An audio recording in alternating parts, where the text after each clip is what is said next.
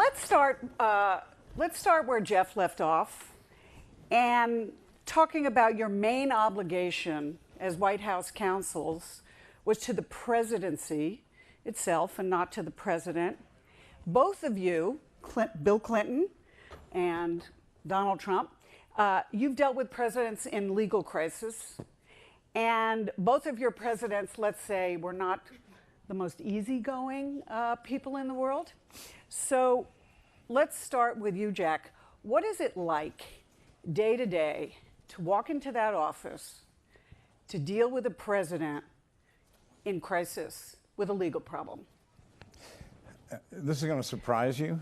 Go ahead. But, and I've practiced law for a really long time in Washington. Bill Clinton was the best client I ever had. What? Believe it or not, he not only listened to advice, he sought it out, and particularly, frankly, when he was in crisis, he wanted input. He wanted other people's thinking. He wanted guidance. He approached everything in the presidency as a student of the subject he was thinking about. He really wanted all the inputs he could get, and he was really good about taking advice. I'm not making that up. No anger, no frustration, no Bill Clinton blowing up. No, I think the mythology of Bill Clinton hot-tempered is just that. It's largely a myth. Ty, what about your client? I had a slightly different experience. But in fairness to the president, unlike Bill Clinton, who was a lawyer, I'd been to law school, had been a governor, was familiar with a lot of the way government worked. President Trump came into office as a neophyte to the management of government, and as a result, he had a lot of questions about the structure of government, what the powers were in this area, that area. He was hungry to learn all that.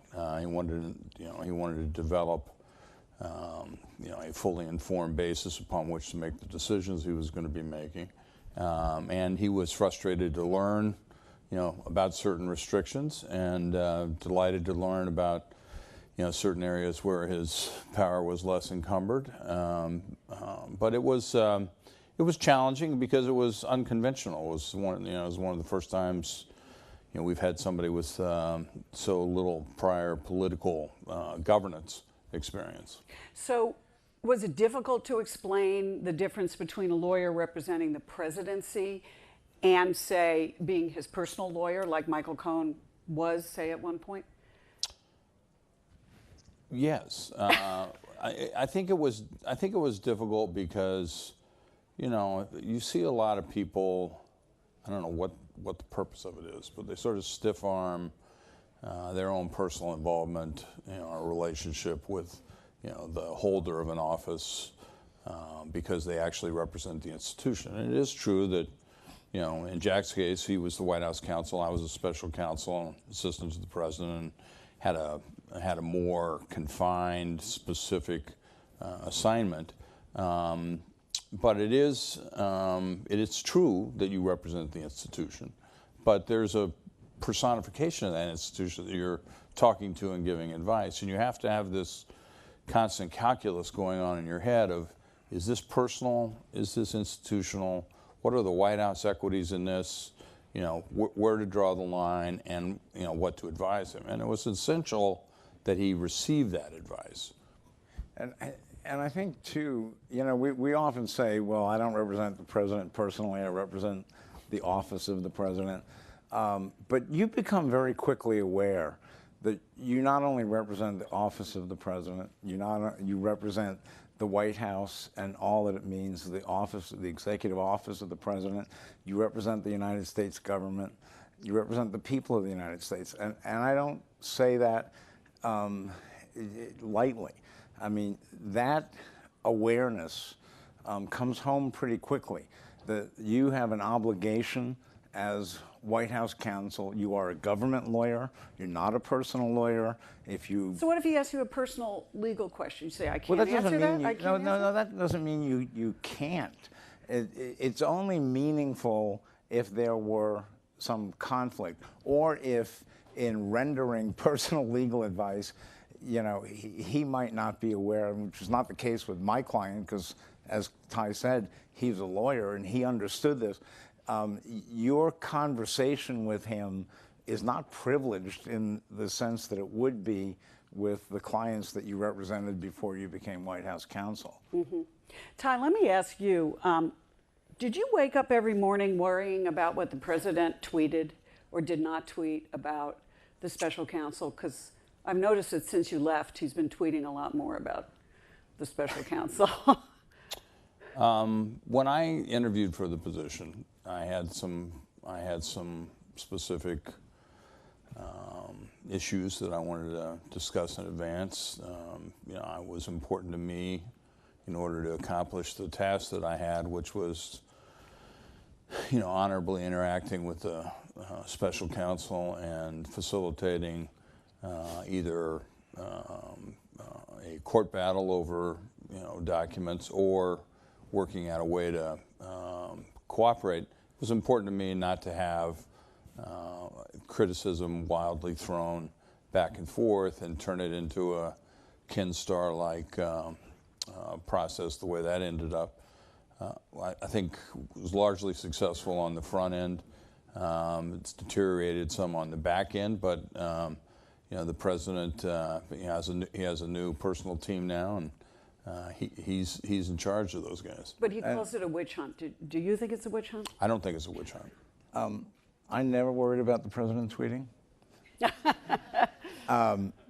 What did you worry about with Bill Clinton? That he would say something? Smoke signals. I wanted to follow up there with one quick point about a huge difference between President Clinton and President Trump. We went through as many investigations as President Trump has, as I think he will face. As you well know, we went through an impeachment. He came out of that, as did all the people around him, pretty much untouched. And I think the huge difference between these two presidents is that Bill Clinton succeeded in those prosecutions, in his defense, by doing his job as president. We didn't have Twitter, but by the same token, he didn't go out and get on the campaign trail and make speeches about Ken Starr. He was not ranting about this all the time. He didn't try to win those things in the court of public opinion. Well, it was a different kind of case, though. Well, we had many cases. Yes. Yeah. Yeah. We really did. I mean, I can start ticking them off, and you go, oh yeah, oh I forgot about that one. Go ahead. Whitewater. Whitewater, the travel office, Oh, yeah. the FBI file matter.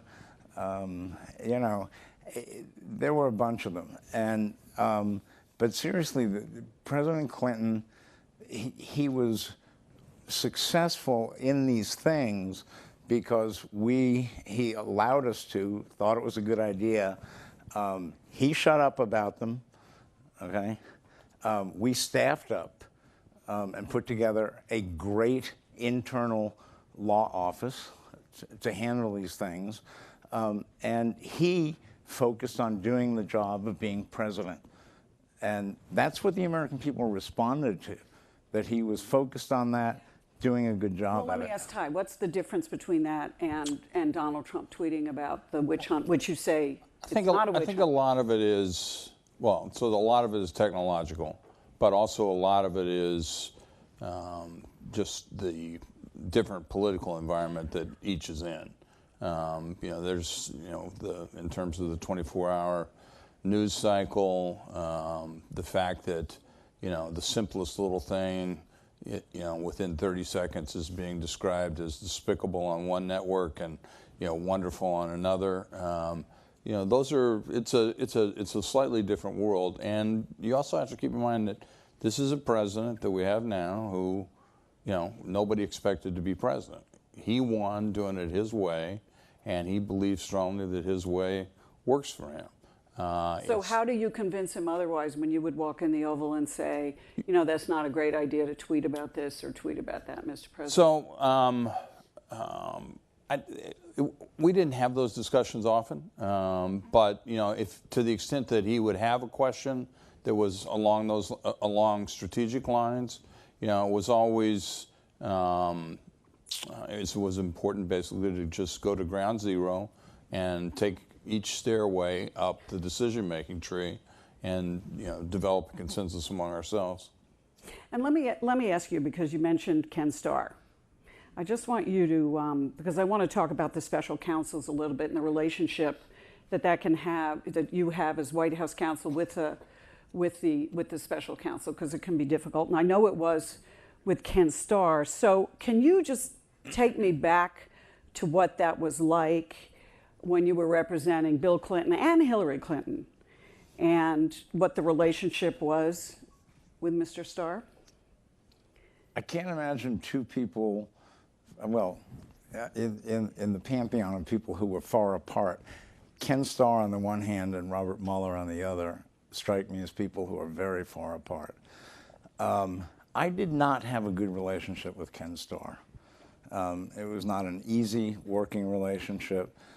Happily, the bulk of the burden of maintaining that relationship fell on David Kendall, President Clinton's personal attorney. But what about that Hillary Clinton moment when she was... Yeah, so I would get involved when whatever was happening implicated the prerogatives of the presidency or the like. And there was a moment when Mrs. Clinton had to testify before the grand jury. And I went to meet with Ken Starr. I went to his office. I met with Ken Starr and Sam Dash, who'd been a teacher at Georgetown when I was there. And I asked, and didn't expect to get, but I asked if they would allow us to do the questioning inside the White House. I thought that was a little bit of a reach and probably wouldn't happen. But I thought that once they said no, I could ask the next question, which I did, which was, okay, then let us drive her into the courthouse, and, so that she won't walk in. And Ken Starr said no. And I lost my temper. Because I thought that was petty. I thought it was small. I thought it really showed what he was about. And to me, it was emblematic of what motivated that whole investigation. Now, Bob Mueller, very different. What's it like to deal with Bob Mueller, who runs silent, runs deep, as we know? Bob Mueller is, an American hero in my view. He carried, while he was injured, carried one of his fellow soldiers out of harm's way in Vietnam. He was a very serious prosecutor. He and I first met in the mid '80s. We were prosecuting different places, and I've respected him throughout. But on the common courtesy issues that Jack was just describing, we never got any pushback on that.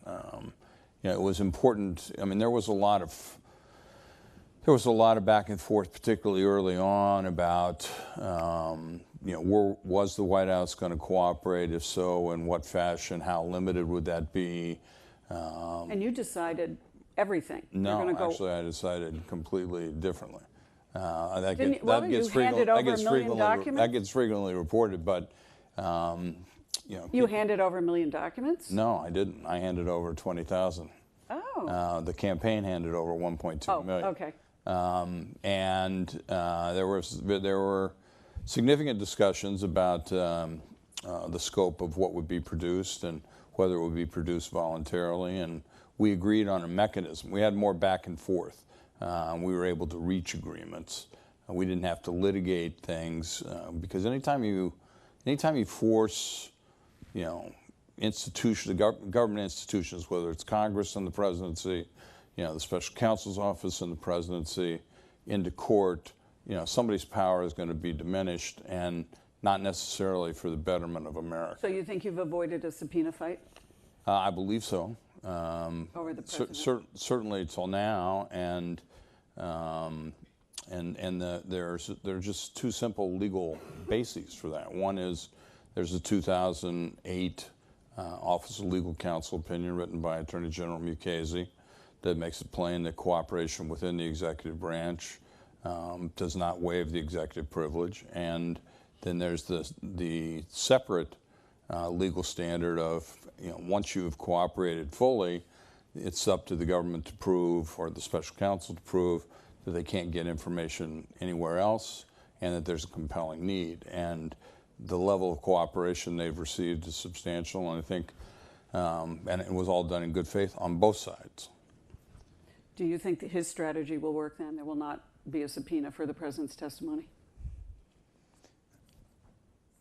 I don't know. I don't think any of us can be sure about that. The special counsel will subpoena whatever he needs to if he needs to. He's not going to do it just to go through the exercise here. And by the way, let me just say, I think that these, we look at these battles, whether it's between Congress and a president or a special counsel and a president, over records and testimony and so on, as just that. But these are really at the heart of something terribly important. And I've said many times, the most important metaphor in the English language is checks and balances. This is not only what describes, but what animates the form of democracy we have in this country. And historically, what the branches of government in this country do is work out those struggles over different powers. Like Congress has a right to oversight and ensure that the laws are being properly implemented. Presidents have a right to have confidential conversations with their advisors. And at the end of the day, the branches of government have accommodated each other. I think, frankly, not so much starting with Ken Starr, but starting with the election of Newt Gingrich as Speaker of the House, that sense of accommodation between the branches began to break down. And frankly, it was one of the reasons I was against Brett Kavanaugh being elevated to the Supreme Court, because, after having prosecuted Bill Clinton the way he did with Ken Starr, he turned around and had this dramatic makeup call by writing this law review article that basically said presidents shouldn't be indicted, they shouldn't be sued civilly. In fact, you know what? They shouldn't even be investigated. And you disagree with all that? I think it just goes to the heart. I think it's an attack on what makes our form of government work, and that is those checks and balances. And I would just say that, consistent with the theme of checks and balances, that the weaponization of congressional hearings, judicial proceedings, and a host of things that degrade institutions of government or demean them is a very sad part of what we're living through right now. Because as a country, and in order to be the best country we can be, consistent with the Constitution that set this up, every time we demean an institution, every time a congressional committee does something purely for political reasons and not oversight reasons, it broadens the divide. But with all due respect, you have a president who's criticizing his own attorney general and his own Department of Justice publicly. So I'm not disagreeing on that. I'm just talking about the food fight that we're in now on all sides is that's not happening in Russia and China. Now, obviously, we don't want to be Russia and China, but they're moving ahead, at light years, and we're stuck in the politics of personal destruction. Well, let's talk about that a little bit, because we're about to have an election, in case everyone here doesn't know, and it's very possible, if not likely, that the House is going to change hands. And that will mean, Nancy Pelosi told Dana Bash here this morning, and she said, subpoena power is a great arrow to have in your quiver in terms of negotiating with Trump. So the question that I have first for you, Ty, and then for you, Jack, is the White House prepared for what will happen if the Democrats take over the House? Well, I think, yes, are they prepared? Are there people there who are prepared for that? Yes, there are. They're going to have to add more lawyers, and the country will be enmeshed in those sort of issues on a going forward basis. I think this is, though, where Jack and I agree that subpoena power is an interesting thing. Usually you work out some compromise. When it's politicized and weaponized, it doesn't necessarily fulfill the desires and wishes of the founders to facilitate the effective operation of leading the country. Well, and Jack, you were the counsel when there was a Democratic president and a Republican House. It was Newt Gingrich, and you had to deal with that. So talk a little bit about what happened in your circumstance. Well, again, it became increasingly difficult with Gingrich leading his troops and demanding that these investigations be aggressive. I will say, at the beginning, we were still working on a pretty reasonably accommodative tone in dealing with a lot of these issues. That went away. Huh? That went away. It went away.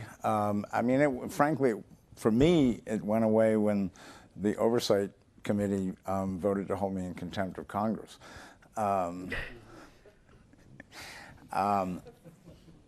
But I dodged that bullet. I dodged that bullet because there was a Republican congressman from Buffalo whose name was Jack Quinn. And this is a true story. I'm not making this up.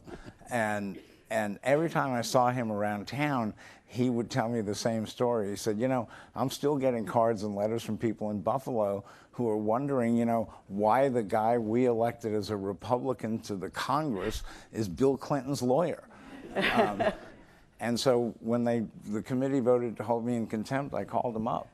And he got on the phone and I said, Jack, we got a problem. And he said, you're right, and I'm going to help you out of it. But how contentious did it get? You told me a story about Chelsea, for example, that it was so contentious that... Well, it went from ridiculous to, pretty contentious. So the ridiculous one was the Chelsea Clinton request. So among the other document requests, and there were many, that I got as White House counsel was a request for the list of attendees at Chelsea Clinton's Sweet 16 party. And I basically said, no, I'm not giving that to you, come back another time. And I just ignored it, and it basically went away.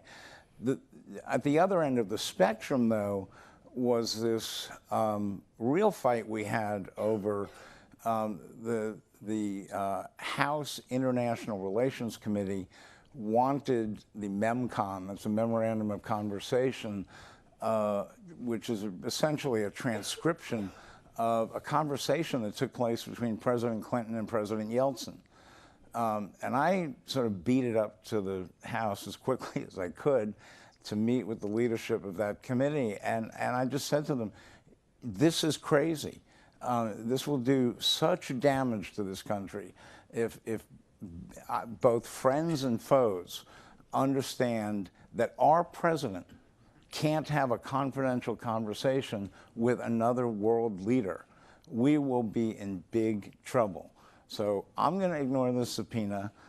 I think it was a document request. You can subpoena this, but we're not ever going to comply.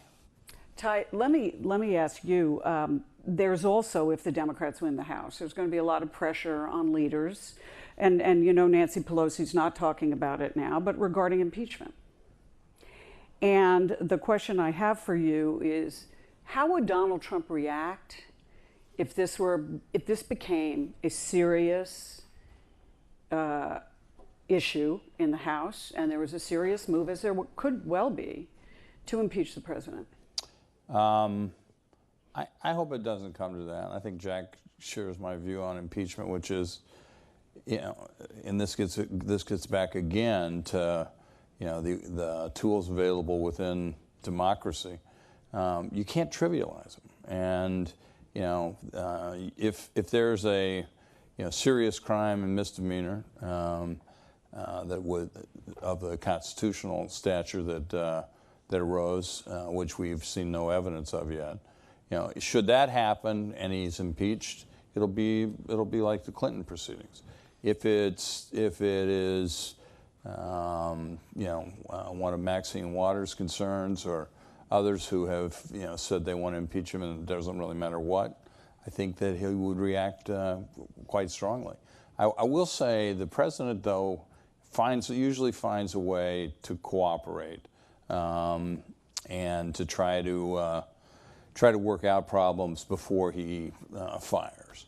And even though he fails on that, from time to time, as all presidents do, it really is, at the end of the day, his strategy. In fact, he was the person who wanted his White House staff to cooperate with the Mueller investigation. He wanted this over with quickly. He didn't believe he did anything wrong. And he authorized him to take extraordinary steps in terms of being interviewed by the special counsel. And I think that that cooperation is very significant in terms of where the negotiations are between the special counsel and his personal lawyers at this time. Look, I do think You've been through it. I think it would be a big mistake for us to further politicize the process of impeachment. If a president's to be impeached, it should be for the reasons the founders contemplated, which to me, basically high crimes and misdemeanors includes legal abuse of the powers of the presidency, the office of president, or criminal activity in connection with attaining the office of president. So and look, particularly right now, when there is a special counsel at work who has not finished his work, the idea that people in the House should be jumping ahead of that process and not letting it play out, I think that's a terrible mistake. Don't jump the gun, because at all costs you want the American people to know that if their president is being impeached, it is by the book and for good reasons. Okay, so we just have under 2 minutes left, so let me do a quick lightning question to both of you to make a prediction here.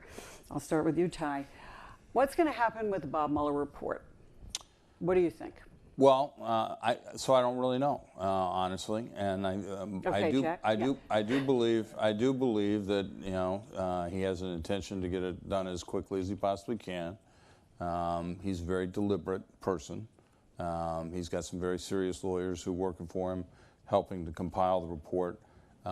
It'll go to Rod Rosenstein under the regulations that govern the special counsel, and and there are certain limitations on what Rod can do with it. Okay. Will he find obstruction or collusion? I think on that it'd be unfair to make a prediction, but there's been no evidence of collusion throughout this, and I think that'll be the case. Here's the one thing about which I'm certain. I think that any effort on the part of the president or his people to deem that report subject to to executive privilege will fail, will fall flat on its face.